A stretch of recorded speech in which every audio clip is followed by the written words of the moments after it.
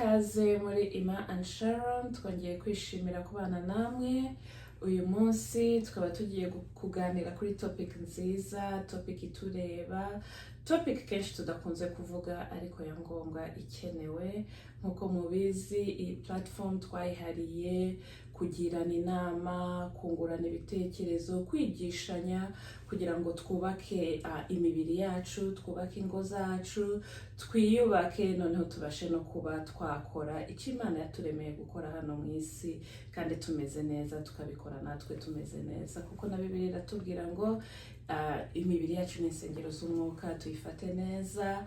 So ntacyo wabasha gukora, ntitwabasha kujya gukora hanze indani muri twe tutameze neza, cyangwa no mu ngo zacu tutameze neza, n'ibidukikije bitameze neza.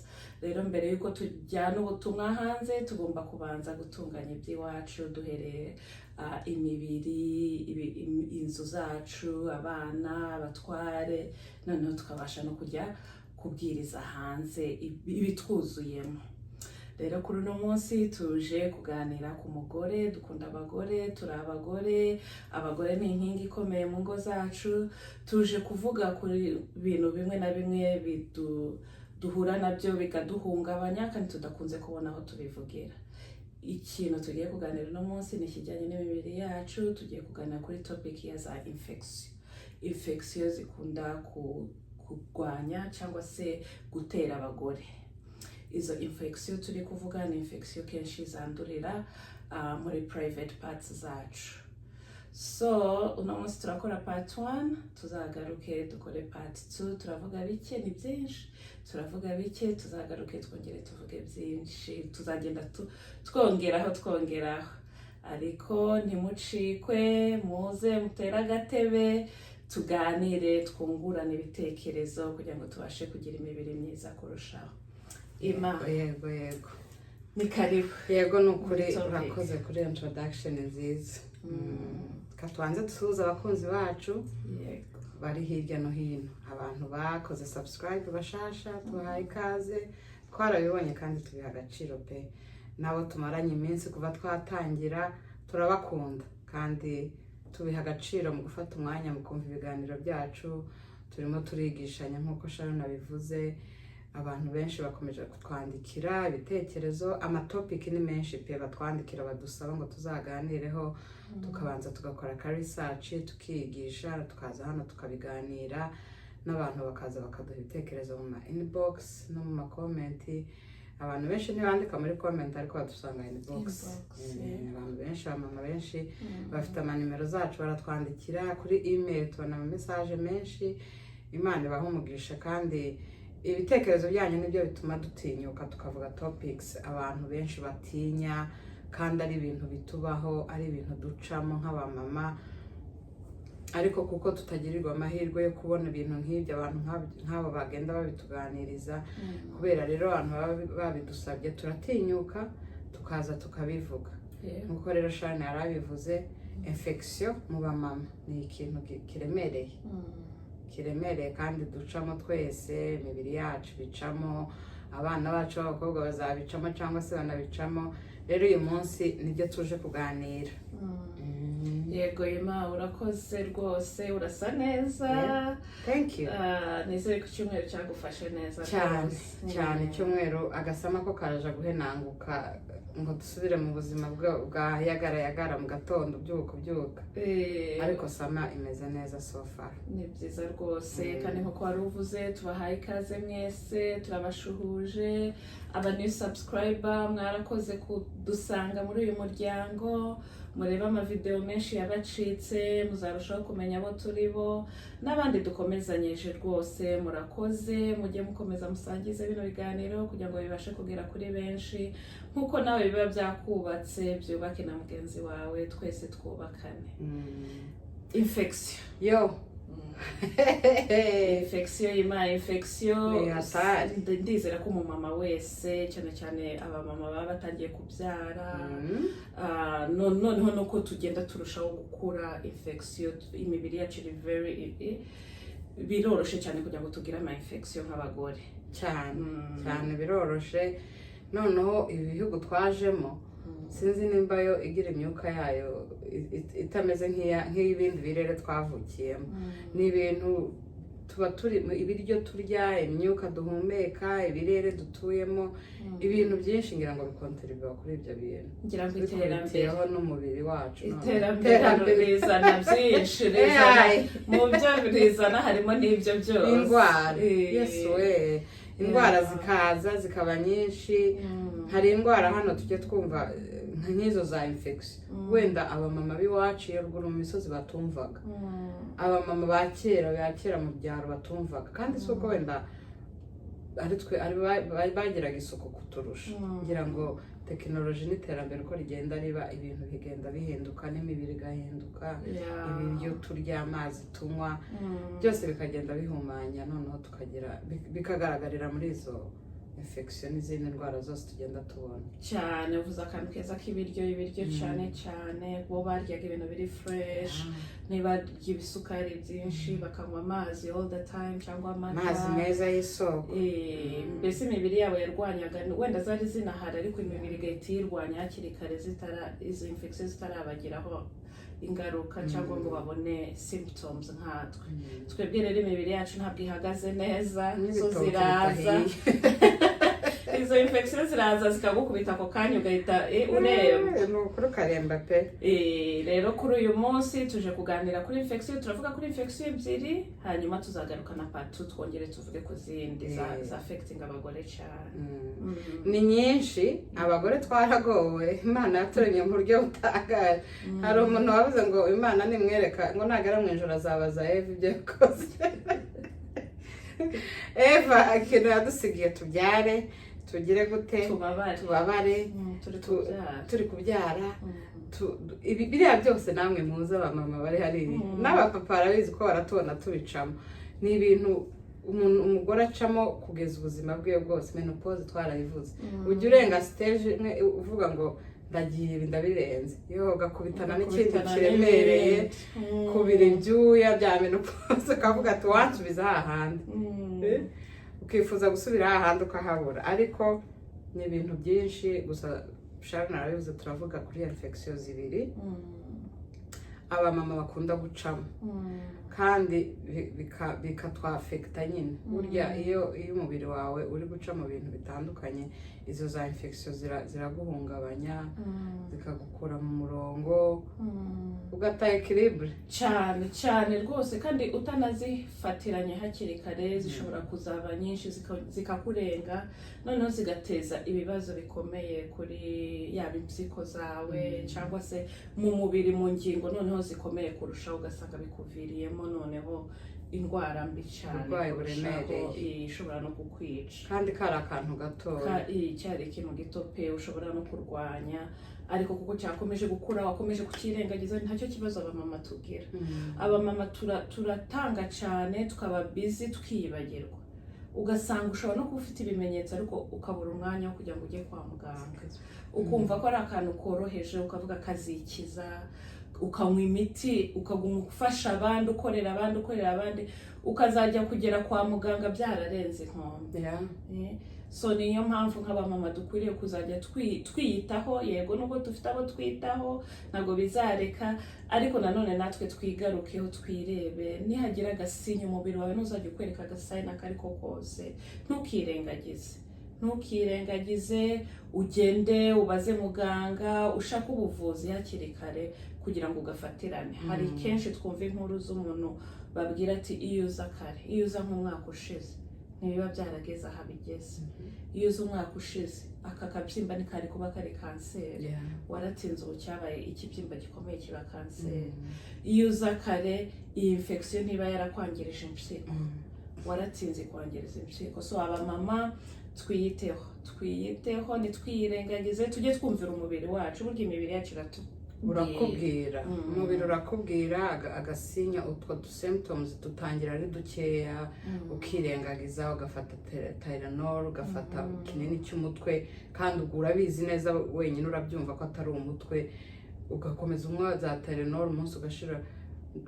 Zino infection rero iyo zikomeje kuza, hari n'igihe zigenda ukagira ngo yashize, kumbi iri kurema ikindi kiremereye. twa du symptoms turaza umubiri ukakubwira ukaguhamagara ukabona nturi kwitaba warangiza tukicecekera ariko kurya ducecetse ntabwo ducecetse twagiye ahandi turi kureba ikindi kintu noneho kizaremera so ni byiza ko twumvira umubiri wacu nk'abamama ni byiza ko dufata akantu kose serious ukagana muganga mu gihe wumva ari akantu kadasanzwe kandi umuntu wese ababuze umubiri wiwe igihe umubiri utagenda neza niyo ari urwara urabyumva ko umubiri wawe hari ikintu kitari kugenda neza cyane rwose rero izi infection ebyiri tugiye kuganira muzumve cyane niwumva n'utwo tumenyetso tugiye kubabwira ni byinshi ariko turavugaho mu ncamake iya mbere bayita yeast infection yeast infection nayo ifata mu myanya y'ibanga y'abamama ni infection nayo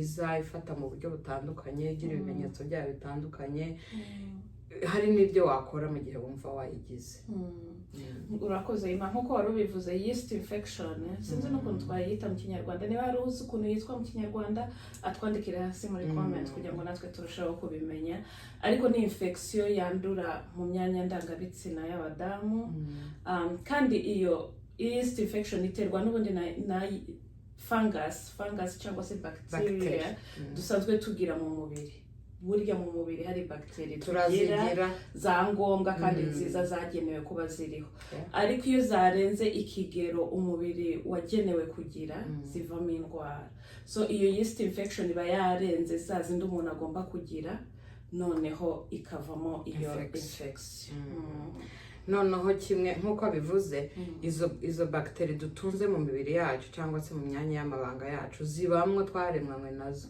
iyo zibaye nyinshi zitera infection iyo zibaye nkeya nazo zitera infection so ni ukuvuga ngo ziba zigomba kuba kuri level yazo nyine balance ihoraho so ni ngombwa rero ko tumenya iyo balance wenda ntitwayimenya ariko umubiri wawe rero niwe ukubwira ko ntabwo zikiri kuri balance zabaye nyinshi cyangwa zabaye nkeya bikagaragarira muri uko kuvamo infection noneho ibimenyetso bitera iyo infection yeast infection harimo kwishimagura cyane mu myanya y'ibanga icyo nicyo kimenyetso cya mbere cya yeast infection ni ukuguma ushaka kwishima hahandi ukumva nyine hari gusha nko mu gisebe kiri kuryohera ukumva ugashaka kuguma uhashima kandi wanahashima ntibishire ntibivuge ngo ni nko kushaka kwishima bisanzwe wishima bigahita bishira uko wishimye niko urushaho gushaka gukomeza kwishima noneho hakaba n'igihe noneho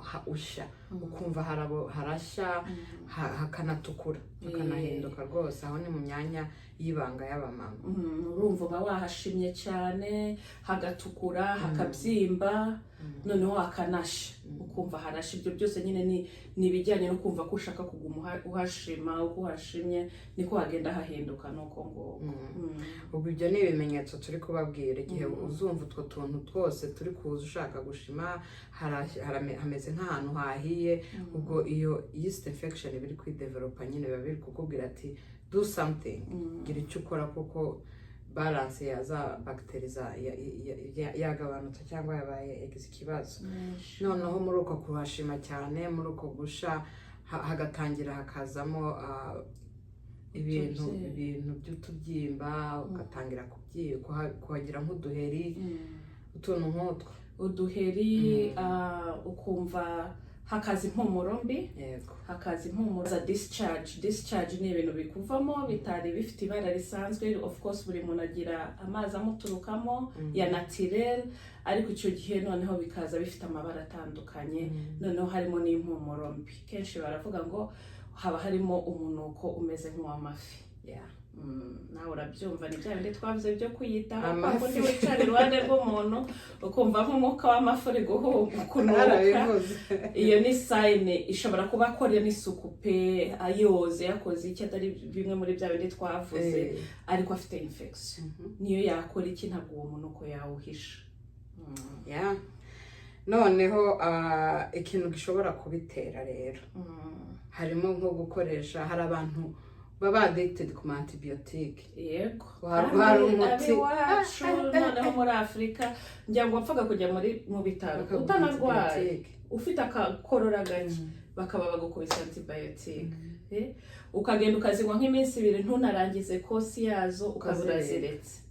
Ukazongera ubutaha urwaye wumva utarwaye neza ugatira ukajya kubaza umuturanyi nawe akagwije yasigaje ukabura zinyweye gutyo burya antibiotics zituma umugore agira infection cyane pe.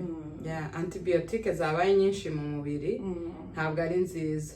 Niyo mpamvu hano umuganga kwandikira antibiotic yabonye ikintu.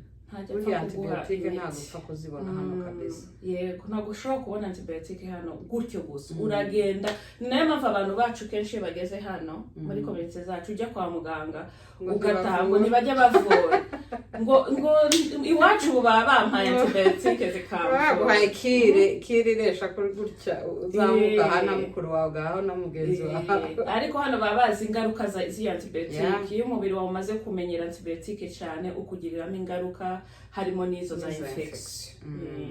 Noneho gutwite, iyo twite amahormone arahinduka, ibintu umubiri urahinduka, nabyo bishobora gutuma ugira iyo yeast infection. Yego twavuze ko ari ziterwa na imbalances z'ama bacteria yo mu mubiri twagenewe, harimo n'izo hormones. Izo hormones rero zahindutse zitumana yeast infection turushaho kuba cyane. Niyo mpamvu tubona iyo umuntu atwite umubiri wawe uri very sensitive, ushobora gufata yeast infection byoroshye iyo utwite cyane.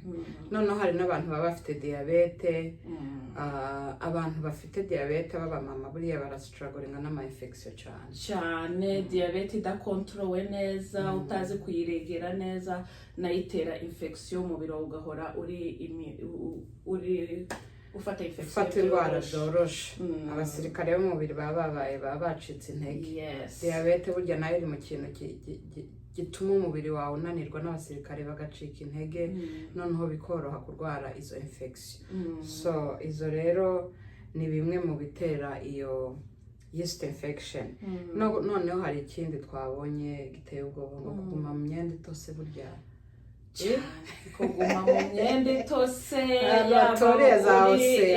koga wagiye koga ukagumana yanda we ukirirwamo ugataha hari yandi ufite bitera yeast infection. Noneho tukiri no kuri icyo kintu cyo gutoha nyabo twigeze kuganira abadamu tubabwira ati mujye mwambara panty liners cyangwa utuntu tumeze nk'utu cotex mu makariso kugira ngo tundabira icyuya, twirirwa tubira icyuya, twirirwa tugenda, twirirwa cyangwa se n'imibiri yacu isora rwose. So iyo utirinze ngo wambare utwo tuntu na ya myenda wambaye iratoha, noneho kwa gutoha wiriwemo bigatera ya infection. Hano twarabivuze cyane n'impamvu ya turiya liners tugufasha tugira amashift maremare. Ujya mu kazi mu gitondo ukirirwa ukageza nimugoroba, hantu uhagaze cyangwa wicaye uri gukora urabira ibyuya, umubiri ntuhagaze, amaraso arimo aratembera. Niyo mpamvu twatuntu tuguprotecta kugira ngo umwenda w'imbere wawe ntutohe. Kandi ntukambare ngo ukirirwe, mukambara uhindure. Twatuntu rero tugufasha ko umwenda w'imbere udatoha, noneho amasaha ngaho ukagenda ukaduhindura. Twaratuvuze rwose tugura $1 makeya muri Walmart, tuzagufasha no mu buryo bw'isuku busanzwe ugahumura neza rwose. Kandi tukiri no kuri iyo suku y'imyenda y'indani dukoresha, hari n'amakariso atera infection cyane iyo ari nylon, ano tworoheje tunyerera nk'udutisi cyane rwose. ni kwa gutoha tukaguma dutose. Burya cotton niyo abaganga banavuga ngo dukwiriye kwambara, akozwe muri koto. Koto ngo ni yayandi ameze nk'ayaba grandma, mbese nk'ikigoma, bya bigoma by'iwacu byo muri Afurika.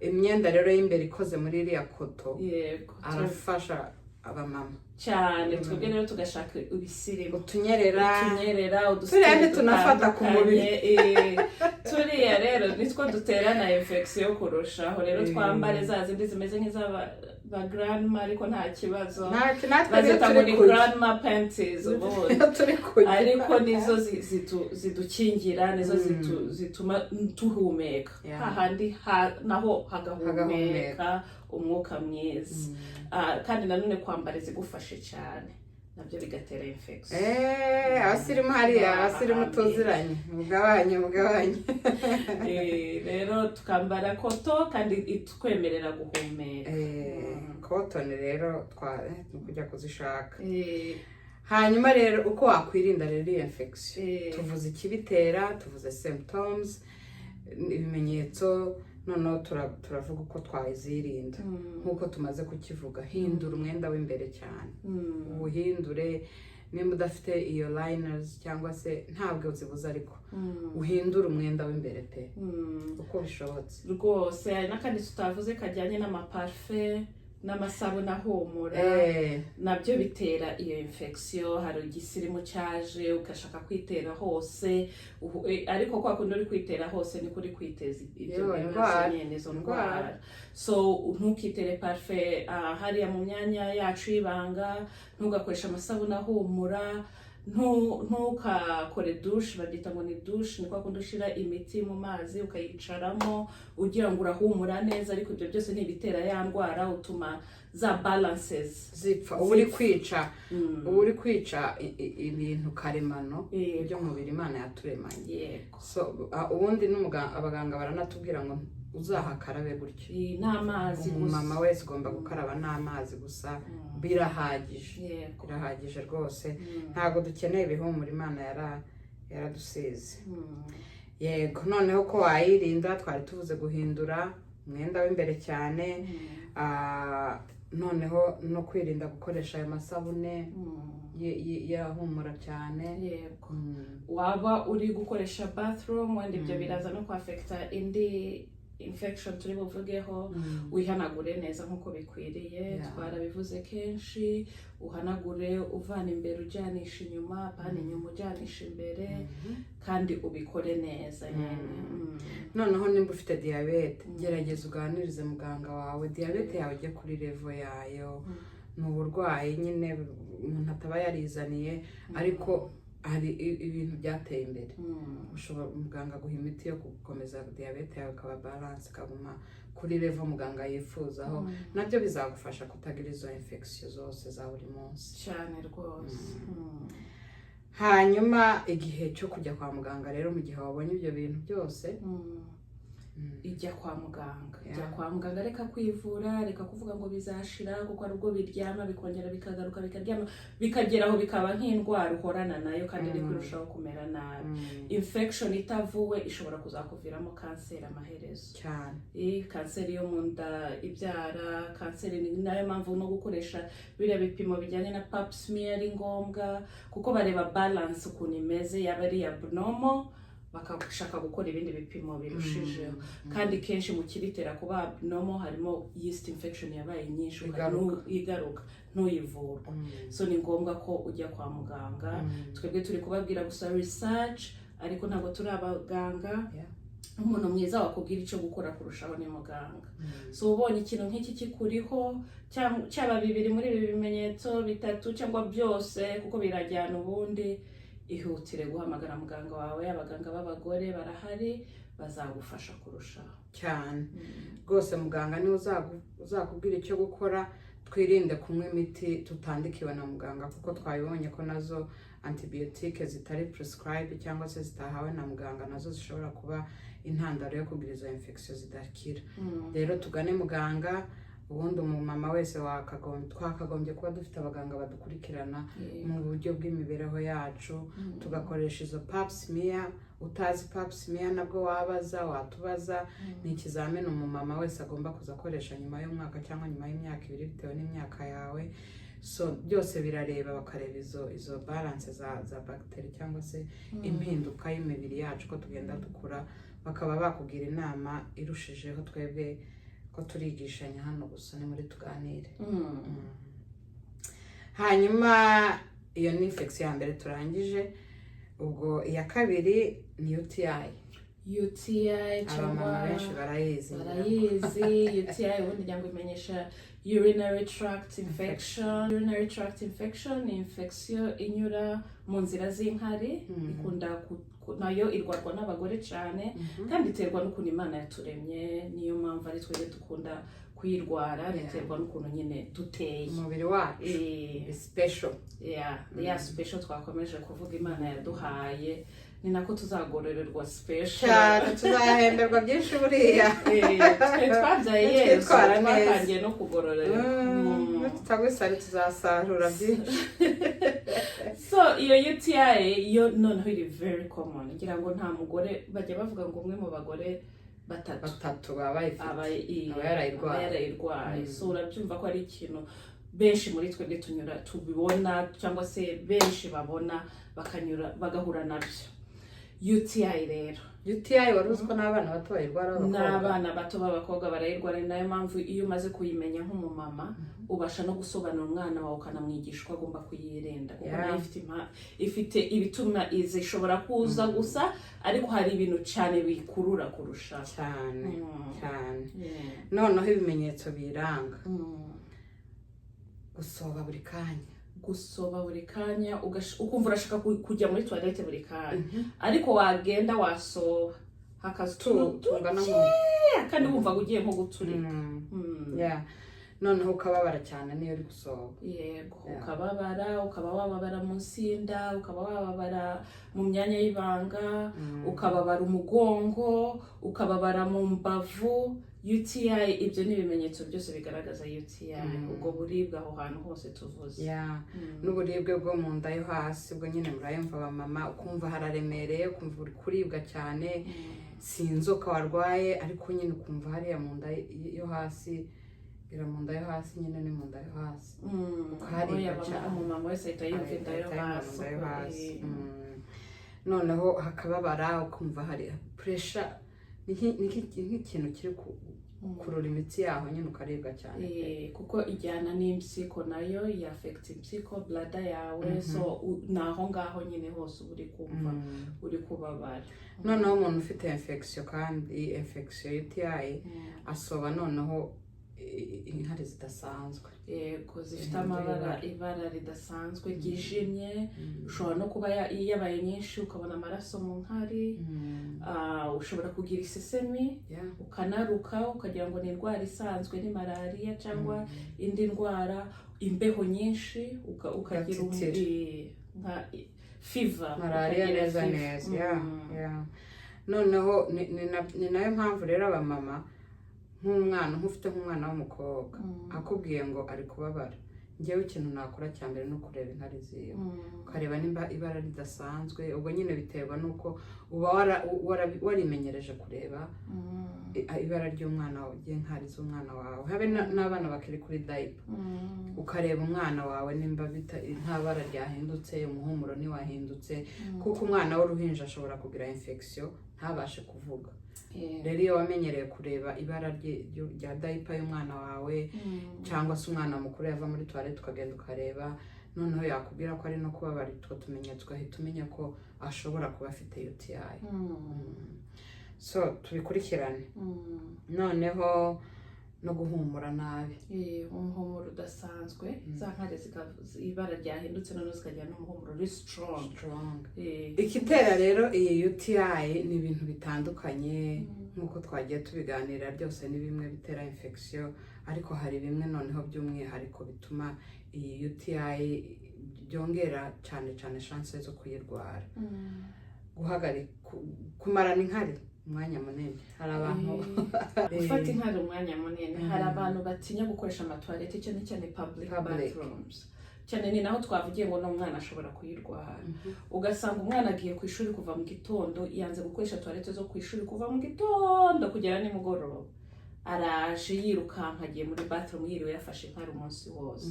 Cyangwa se natwe abantu bakuru, ugasanga wiriwe mu kazi cyangwa wiriwe ugenda ukanga gukoresha amatoilette, kandi abanasa nabi wenda menshi, gas station, ukirirwa ufashe za nkari mu mubiri ukanga kuziholdinga neza umunsi wose ukira. Icyo nicyo kintu mu bintu bya mbere bitera UTI ni ukuba wazifasha umunsi wose noneho bigatera icyo kibazo. Noneho harimo wongereho icyo hariho n'ikindi twavuze no kuri infection ya mbere, gukoresha imiti mu myanya y'ibanga yacu uri koga, ya miti yose nyine ibiri gukurura ibyago byinshi bya infection. Yego, no kutihanagura neza nk'uko twari twabivuze na mbere. Yego. So no kuba utwite, abantu benshi batwite bahita UTI ni indwara iza cyane common rwose utwite. Hari igihe umugore utwite ashobora no kuyirwara inshuro zirenze 3. Ariko nabwo ni ngombwa rero kwivuza, ntuyireke ngo nuko utwite ngo ni ibintu bisanzwe. Nujya kwa muganga baguha antibiyotike niho ibimenyetso nk'ibyo. Yego, noneho ni ya myaka yacu ya premenopause twari twayivuze na menopause nabyo bitera iturwara izo infection zose. Rero ni byiza ko twiyitaho ukirinda ibyo byose twagiye tuvuga bitera, ugakora inshingano zawe wirinda izo ndwara. Noneho icyo wakora kugira ngo izo ndwara nyine ntizigume kugufata. Icyo wakora kugira ngo niyo UTI ye gukomeza kukomeza kukuzaho. Kimwe mu bintu twavuze bitera no gufata za nkari, gerageza ujye mu gihe ukoresha toilette uko ushoboye. Mu gihe ukeneye gukoresha bathroom biroroshe kugendana ama wipes yandi twaberetse ya Clorox ari udutoya twatwo. Niba watinye gukoresha public bathroom kubera ukuntu zisa, ukagafata ugahanagura hahandi ukicara nyine ugahumiriza ukayikoresha iyo bathroom. Buri uko ushoboye kose koresha toilette kandi ntutinde ngo mpaka ku munota wa nyuma. Koresha ucyumva ukeneye kuyikoresha cyane. Hanyuma tunywa amazi menshi. Amazi uko tunywa amazi aflashinga za bacteria, aflashinga wa mwanda, aflashinga bya bindi byose. Kunywa amazi menshi rero bizagufasha rwose kwirinda ama infection afata abamama cyane hariya hantu. Yego, kandi uko unyweye amazi niko urushaho gushaka kujya muri toilette. No muturabonetse hose automatique. Unywa amazi, ukoresha toilette. Hanyuma no kugira isuku, kandi tugakora isuku uko twabigenewe, tubyigishwa. Apana amasabune, amazi arahagije, ubuzima bugakomeza. Yego, wihanagure neza, woge neza, ureke gukoresha ibintu bitandukanye bya chemicals bitari byiza. Hanyuma gana muganga rero niba wumva ibimenyetso nk'ibyo byose. Cyane UTI noneho iyo inaje kenshi, umuntu ugira UTI rimwe ntabwo igenda rimwe gusa, urushaho ubuzima bwawe kuguma uyigira rimwe buri gihe. So ni ngombwa ko ugana muganga akaguha imiti ikwiriye kugira ngo kandi yaguha kire ukayimara. Numare iminsi 2 kuko ako kanya bya bimenyetso bigenda. Ariko niba yakubwiye ngo uyinywe iminsi 10 uyinywe iminsi 10. Kandi itavuwe iyo yangiza n'impyiko, ugasanga uviriyemo kurwara impyiko, kandi impyiko urugingo rukomeye. Ntabwo ari byiza ko tubifata gutyo gusa. Kuyikurikirana UTI rwose irashobora kukwangiza. So ni byiza ko tugana muganga igihe wumvishe ibimenyetso twavuze. Yego, hari n'akandi kamenyetso tutavuze kuri UTI twibagiwe, harimo confusion. Umuntu warwaye UTI ashobora no gusara, agasara akaba umusazi mukagira ngo yasaze, cyangwa akavuga ibintu bitumvikana bidahuye, agatangira kubona ibintu, akavuga ibintu nk'abantu bakora mu nursing home, ngira ngo icyo kintu kirahaba cyane. Iyo umwe mu bacecuru muri kurera atangiye kubyuka akavuga ibintu bidahuye, kenshi duhita tumenya ko afite UTI. So icyo ni ikintu kabisa ugomba n'abantu batunze babana na ba mama b'abakecuru, ba nyirabukwe b'abakecuru, hari n'ukuntu bo bashobora kwigira ntibabivuge ntibanabimenye. Rero hari ukuntu mureba ukamwitegereza ugahita umenya ko there is something wrong, ugahita umujyana kwa muganga. Kandi tunormalizing kujya tugira ibiganiro nk'ibi ngibi tubivuge, kuko nk'uko tuvuga umutwe kuki tutavuga ibindi, kuko ni indwara zitwafekta twese cyane ziratwafekta muri community yacu. Ni ibintu tudakunda kuvuga, ariko byaba byiza tugiye tubiganira, ukabiganiriza mama wawe w'umukecuru muturanye, mabukwe muturanye w'umukecuru, umwana wawe mutoya, ukamuganiriza kuko ni ibintu ashobora kuzahura nabo. Rero ahuye nabyo waramuhaye idea, waramuganirije, bizamufasha no kubyitwaramo neza ntibimubere ikintu kiremereye cyangwa se ngo ahite agira ngo isi yamuguyeho kandi ari ibintu bisanzwe ashobora kuvurwa na antibiyotike bikarangira bitamugizeho ingaruka z'ubuzima burebure. Yego. Ngaye nguko rero. Iyi ni part 1, part 2 mudutegereze turaje. Part 2 tuzavuga izindi ndwara nazo za infection zifata abagore. Rero mwakoze kudukurikira abantu badukunda. Imana Sharon, mukomeze mukore subscribe, mutange ikiganiro ku nshuti zanyu kuko nimba cyakugirira akamaro obviously n'umugenzi wawe kiramugirira akamaro. Rero mukomeze mudushigikire, turahari ku bwanyu, ibitekerezo byanyu turabyiteguye kandi mukomeze mugire ibihe byiza, turabakunda. Bye.